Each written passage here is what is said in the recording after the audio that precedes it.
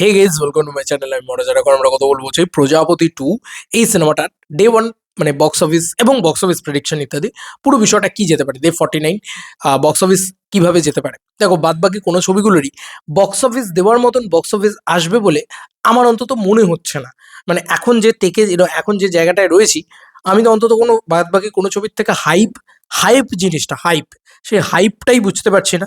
ঠিক আছে, এই ক্রিসমাস অনেক বেশি ডাল ক্রিসমাস, পরিষ্কার কথা। মানে আমার মনে পড়ছে 2022 সালেও এরকম একটা ডাল ক্রিসমাসই গিয়েছিল। সেখানে কিছুই সেরকমভাবে ছিল না, কোনো ছবি সেরকম হাইপ নেই। ঠিক আছে, চলছে চললো এরকম একটা ব্যাপার। ঠিক আছে, এরকমভাবেই চলছে আর কি। মানে অনন্তকাল জুড়ে এরকমভাবেই চলছে, এরকম একটা ব্যাপার। এরকম হয়, মানে যখনই প্রজাপতির মতন ছবি আসে তখন এরকমই এরকমই থাকে। সেটা একটা মাস ছবির মতন সেটার ক্রেজ বা হাইপ সোশ্যাল মিডিয়াতে থাকে না। তো সিমিলারলি আমি এক্ষেত্রেও দেখতে পাচ্ছি, জানি না মানে কি হবে।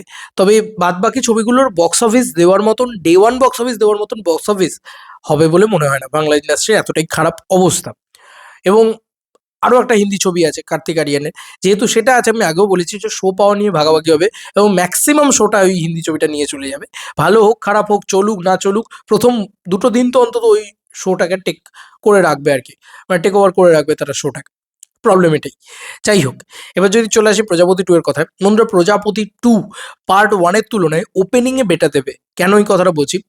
এক তো তার মানে ফ্র্যাঞ্চাইজি ভ্যালু রয়েছে, সেই কারণে সেই ছবিটা আরো মানে ওপেনিং এ বেটার দেবে। দেব মিঠুন জুটিটা অলরেডি এস্টাবলিশড হয়ে গেছে, সেই কারণে বেটার দেবে। প্রজাপতি পার্ট 1 কে কিন্তু ওয়ার্ড অফ মাউথ স্ট্রং করতে হয়েছে, একটা নতুন গল্পকে এস্টাবলিশমেন্ট করতে হয়েছে, একটা নতুন সেটআপ করতে হয়েছে। সেই সেটআপটা করতে ওই যে বলে না যে 19 তারিখ থেকে 25 তারিখ অব্দি টাইমটা লেগেছে, কিন্তু প্রজাপতি 2 কে কিন্তু সেটা করতে টাইম লাগবে না। ওপেনিং দিতে পারবে বেটার, মানে পার্ট 1 এর তুলনায় পার্ট 2 ওপেনিং বেটার দিতে পারবে। পার্ট 1 কত টাকার ওপেনিং দিয়েছিল আই ডোন্ট নো।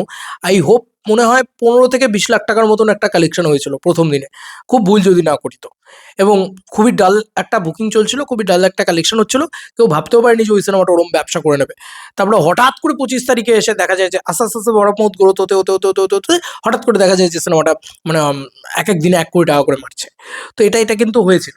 তো এটাই বলছি যে দেবদা নিজে এসে মানে লাইভে এসে বলেছিল যে আমার অ্যামাজন অভিযানের যে রেকর্ড আছে একদিন 1 কোটি টাকার, সেটা ব্রেক করে 1,30,00,000 টাকার কালেকশন করেছে প্রজাপতি 2, সরি প্রজাপতি পার্ট 1। তো সেটা সেই সময় হয়েছিল। এক্ষেত্রে কিন্তু এমনটা হতে পারে যে ওপেনিং হয়তো 1 কোটি টাকার ওপেনিং লাগলো না, অতটা হবে না আমার মনে হয়। তবে মিনিমাম আগের বার যা ওপেনিং লেগেছিল, ধরো 15 লাখ টাকার ওপেনিং লেগেছিল কি 20 লাখ টাকা, এক্স্যাক্ট তো মনে নেই, অতদিন আগের অত বছর আগের কথা। ভিডিও বানিয়েছিলাম সেই সময়। তো মোটামুটি ধরে রাখো তার ডাবল, মানে 20 লাখ হলে 40 লাখের কিন্তু একটা ওপেনিং লাগবে। আবারও বলছি, এই সিনেমাটাকে কিন্তু তুলনা করা যাবে না খাদানের সাথে। আমার যতদূর যা মনে হয় ওরকম 40 থেকে 50 লাখের একটা ওপেনিং লাগতে পারে। মোটামুটি তোমরা কলকাতার বুকে ওই 12 থেকে 15টা ইয়েলো কার্ড দেখতে পারো ওপেনিং ডেতে, এবং বাদ বাকি সব শহর মিলিয়ে হয়তো খুব বেশি হলে 25-26টা ইয়েলো কার্ড দেখা যাবে প্রথম প্রথম ওপেনিংয়ে। এবার হচ্ছে কন্টেন্টের দম। দেখো, প্রজাপতি পার্ট 1 কন্টেন্ট ওয়াইজ মারাত্মক ছিল। এখন প্রজাপতি 2 যেটা শোনা যাচ্ছে, যেটা আমি শুনতে পেয়েছি, সেটাই তোমাদেরকে বলেছি ইনসাইডার আপডেট, যে প্রজাপতি 2 কিন্তু বেঙ্গল টকিজের বেস্ট ফিল্ম, এইটা কিন্তু সার্কুলেট হয়ে যায়। এটা কিন্তু অন্তত আমাকে মানে আমি অন্তত জানতে পেরেছি। তো যেখান থেকেই যেভাবে জানতে পেরেছি, সেটা খুব খুব মানে অথেন্টিক ব্যাপার যে এখনো অবধি বেঙ্গল টকিজের বেস্ট ফিল্ম, মানে বেঙ্গল টকিজ যতগুলো সিনেমা বানিয়েছে, স্বামী পোস্ত ইত্যাদি যা ছবি আছে সব মানে ইনক্লুড করে বলছি। তো এটা বেস্ট ফিল্ম সেটা। তো বেস্ট ফিল্ম মানে বুঝতে পারছো তো? তো এবার যদি কন্টেন্ট স্ট্রং হয়, দেখো বেস্ট ফিল্ম তো আমি মুখে বলে দিলে হবে না, আরেকজন মুখে বলে দিলে পাবলিক দেখে বলবে। তো জনতা যদি দেখে বলে যে হ্যাঁ এটা সত্যি বলছি, পার্ট 1 এর থেকেও ছাপিয়ে গেছে, অসাধারণ লেগেছে, এত এত ভালো সিনেমা, এত এত মনে হয়েছে, এত এত বেশি হার্ট হিটিং, এত বেশি কানেক্ট করতে পেরেছি, এই সব কিছু যদি ওয়ার্ক করে যায়। কারণ এবার দেখো, যেহেতু ফার্স্ট কি হয় যে ওখানে তো একটু ওয়ার্ড অফ মাউথটা স্ট্রং হতে সময় লেগেছে, এবং যেহেতু নতুন সেট আপ করেছে সেটা, এবার দেব মিঠুনের একটা ফ্যান ফলোয়িং রয়েছে, এদের জুটিটার একটা ফ্যান ফলোয়িং রয়েছে, এই জুটিটার ফ্যান ফলোয়িংটা অলরেডি এস্টাবলিশড হয়ে গেছে আগের পার্টে। তো এবার পরের পার্টে সেইগুলোকে নিয়ে মজা ইত্যাদি করা যাবে, এবং ওভার দি ইয়ার্স প্রজাপতির একটা আলাদা ফ্যান ফলোয়িং তৈরি হয়েছে। তো এটার পার্ট 2 যখন, সেটাকে খুব সুন্দর। এবং দেখো এবারে যেটা সব থেকে বড় বিষয়, সেটা হচ্ছে যে একটা ইয়াং জেনারেশন, ইয়াং চাঙ্ক অডিয়েন্সও কিন্তু এই সিনেমাটা দেখতে হলে যাবে। কেন বলছি? কারণ এই যে ইধিকার একটা ফ্যাক্টর, ইদিকা ফ্যাক্টর কেন বলছি, এই ইদিকার যে হাসলি কেন বন গানটা, দেখো তুমি সবকটা গানের তুলনায় বেটার ভিউজ জেনারেট করেছে। কেন করেছে? কারণ ইয়াং জেনারেশন দেখেছে, একটা সোশ্যাল মিডিয়াতে একটা একটা আলোচনা হয়েছে, একটা বাজ হয়েছে। মানে এমন নয় যে প্রজাপতি যে দর্শকটাকে টার্গেট করছে, প্রজাপতি টু শুধু সেই দর্শকটাকেই টার্গেট করছে না, প্রজাপতি টু রঘু ডাকাতের দর্শককেও টার্গেট করছে, খাদানের দর্শককেও টার্গেট করছে, আবার একেবারে প্রজাপতির অডিয়েন্সটাকেও টার্গেট করছে, আয় তুই সন্তানের অডিয়েন্সটাকেও টার্গেট করছে, স্বার্থপরের অডিয়েন্সটাকে, সব ধরনের যে বাংলা ছবির দর্শক বা একেন বাবু যারা দেখেন, বা যারা তোমার কলকাতার মূল দর্শক যারা সোনাদার সিরিজগুলো দেখেন, সব ধরনের দর্শকের কিন্তু প্রজাপতি টু টার্গেট করছে। যে কারণে কি হচ্ছে, এবার ইদিকার যে কমার্শিয়াল এলিমেন্টসটা আমি কেন বলছি, যে লার্জার দ্যান লাইফ ফ্যাক্টরটা আমি যেটা বলছি, সেটাও কিন্তু অনেক বেশি করেই আছে। মানে স্পেশালি সেটাকে নিয়ে আর কি বলার জায়গা রয়েছে। তো এবার দেখো প্রজাপতি টুকে লং লাস্টিংয়ে চলতে হবে, মানে 25 থেকে 31 তারিখ তো ভালো চলবেই, তারপরে কি হবে এইটা সব থেকে বড় বিষয়। 1 জানুয়ারি দারুণ চলবে আমরা জানি, কিন্তু 2 জানুয়ারি কি হবে, 3 জানুয়ারি কি হবে, বা 15 জানুয়ারি কি হবে, ওটাই কিন্তু বলে দেবে সিনেমাটার ভবিষ্যৎ কি। ওটাই কিন্তু বলে দেবে যে সিনেমাটা প্রজাপতি পার্ট 1-এর রেকর্ডটাকে ব্রেক করতে পারলো কি পারলো না। ওটা কিন্তু ওই যে বললাম, কোনো সিনেমা, এই যে অনেকে বলে কর্পোরেট বুকিং ইত্যাদি ইত্যাদি, কোনো সিনেমা ওইভাবে হয় না। একটা সিনেমা ওয়ার্ড অফ মাউথে ছড়ায়, একটা সিনেমা চলে দীর্ঘদিন ধরে। খাদান আমার মনে আছে এখনো, বোধহয় মে মাস, আমরা গরম বোধহয় মানে দর দর করে ঘামছি, আমি যদি খুব ভুল না করি মে মাস, বা মে মাসও নয় বোধহয়, এরকম মার্চ, এপ্রিল, এরকম সামথিং টাইম। সেই সময়ও দাদা 100 দিনের সেলিব্রেশন করছে, 100 ডেজের। ঠিক আছে, সে সময় হল মানে গিজ গিজ করছে লোক সেখানে, ঠিক আছে, ঠিক ঠিক করছে লোক সেখানে, আমার এখনো মনে আছে, আমি গেছিলাম তাই আমার মনে আছে। তো যাই হোক, ওইটা হচ্ছে ক্রেজ। এর প্রজাপতি টু, এই সিনেমাটা যদি মার্চ মাসে গিয়েও দারুণ চলে, প্রজাপতি পার্ট 1 150 দিনের ব্যবসা করেছিল, 150 দিন ধরে চলেছিল সিনেমাটা, আমার এখনো মনে আছে। এবং ওটা দেউলটিতে মানে দীর্ঘদিন ধরে চলে গেছে, দীর্ঘদিন, ও হাউসফুল মারতো রোজ। তো ওই হচ্ছে ব্যাপার, ওই হচ্ছে ক্রেজ, ওই হচ্ছে অরিজিনালিটি।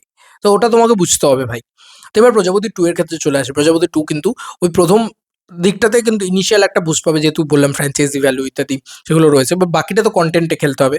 দেখো 25 তারিখে যারা দেখতে যাবেন, তারা কিন্তু একটা বেশ বড়সড় নাম্বারস অডিয়েন্স কিন্তু 25 তারিখ বিশ্বাস করে তাকে দেখতে যাবে সিনেমাটা। এবার এই নাম্বারসটা কিন্তু যেটা ধরো 40 লাখসের মতো নাম্বার জেনারেট হলো, কিন্তু এরাই কিন্তু আসল ওয়ার্ড অফ মাউথ তৈরি করবে, এরাই কিন্তু বলবে সিনেমাটা ভালো হয়েছে কি খারাপ হয়েছে, কোনো ক্রিটিক কোনো রিভিউ কিচ্ছু যায় আসে না, আমি বারবার বলছি। এরা কিন্তু নাম্বার জেনারেট করবে, এরা কিন্তু বলতে থাকবে, এবার এরাই কিন্তু 100টা লোক টেনে নিয়ে আসবে। ফ্যামিলি অডিয়েন্স যদি একবার ভালো বলতে শুরু করে সিনেমাটাকে, ব্যাস আর কিছু বলার নেই, ছবি লেগে গেছে, এইটা বলতে হবে। এইটা কিন্তু মানে 1 জানুয়ারি অবধি চলবে। তারপরে কি উইকডেজে, আমি যেটা বলছিলাম উইকডেজের কালেকশন, এবং যেহেতু আমি বলছি যে এই যে উইকেন্ডটা রয়েছে, এই 25 তারিখ থেকে 1 তারিখ, এই উইন্ডোটাতে কিন্তু প্রচুর ইয়াং জেনারেশনও সিনেমাটা দেখতে যাবে। এবার তুমি উত্তর দেবে কেন, যেটা প্রজাপতি পার্ট 1-এর ক্ষেত্রে হয়নি। বাবা মাকে দেখাবে বলে ছেলেরা নিয়ে গিয়েছিল, এবং একটা মিড এজ জেনারেশন, তারা তাদের শ্বশুর শাশুড়িকে নিয়ে গেছিল, এরকম একটা স্ট্রাকচার আমি দেখতে পেয়েছিলাম, যেহেতু আমি প্রচুর পাবলিক রিয়াকশন নিয়েছিলাম, আমার বাড়ির পাশে হল ছিল ইত্যাদি, সে কারণে আমি দেখতে পেয়েছিলাম। কিন্তু এক্ষেত্রে এবার আমি যে পয়েন্টটা যেটা তোমাদেরকে তুলে ধরতে পারি বা বলতে পারি, সেটা হচ্ছে যে নিয়ে যাওয়ার কারণ কিন্তু মূলত এবারে কিন্তু বাচ্চাদের বা ইয়াং জেনারেশনের যারা খাদান দেখেছে বা যারা সেলিব্রেশন পছন্দ করে, তাদেরও যাওয়ার কারণ হচ্ছে একটা পুজোর গান, একটা জিৎ গাঙ্গুলির মিউজিক, একটা দেবিদিকার জুটির রোম্যান্টিক গান, ঠিক আছে, নস্টালজিয়া, এই সব কিছু কিন্তু তাদেরকে টেনে নিয়ে যাবে।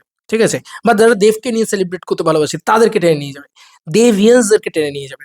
তো ইয়াং জেনারেশনকেও খুশি করে দেবে এই সিনেমাটা। তো সব ধরনের দর্শককে খুশি করতে পারবে বলে আমার ধারণা এই সিনেমাটা। যে কারণে প্রজাপতি পার্ট 1-এর থেকে প্রজাপতি পার্ট 2 এর বক্স অফিসটা বেটার হতে পারে, যদি একবার কন্টেন্ট পাবলিকের মনে লেগে যায়। বারবার এই কথাটাই বলছি, এবং সেটা হওয়ার চান্স অনেক বেশি, যেহেতু সিঙ্গেল ফাদার ইত্যাদি এগুলো, এই ধরনের সাবজেক্ট, এই ধরনের জিনিসপত্র নিশ অডিয়েন্সের জন্য আর নেই, এখন এখন মাস অডিয়েন্সের জন্য হয়ে গেছে ব্যাপারটা। তো দেখা যাক, আমার মনে হচ্ছে যে প্রজাপতি পার্ট 2 কত টাকার ব্যবসা করবে, আমি ওপেনিং ডেটা তোমাকে বলে দিলাম, যে ওপেনিং কালেকশনটা এরকম হতে পারে যে পার্ট 1 যেরকম ওপেনিং নিয়েছিল তার দ্বিগুণ ওপেনিং নেবে হয়তো, এটা একটা ব্যাপার। এবং যেহেতু বাদবাকি ছবিগুলোর অবস্থা খুবই ঢিলা, কোনো হাইপ নেই, কোনো ক্রেজ নেই, কিছু নেই, তো ভাই অবস্থা খুবই শোচনীয় সেই সিনেমাগুলোর। তো ওগুলোর বক্স অফিস দেওয়ার মতন বক্স অফিসই হয়তো আসবে না।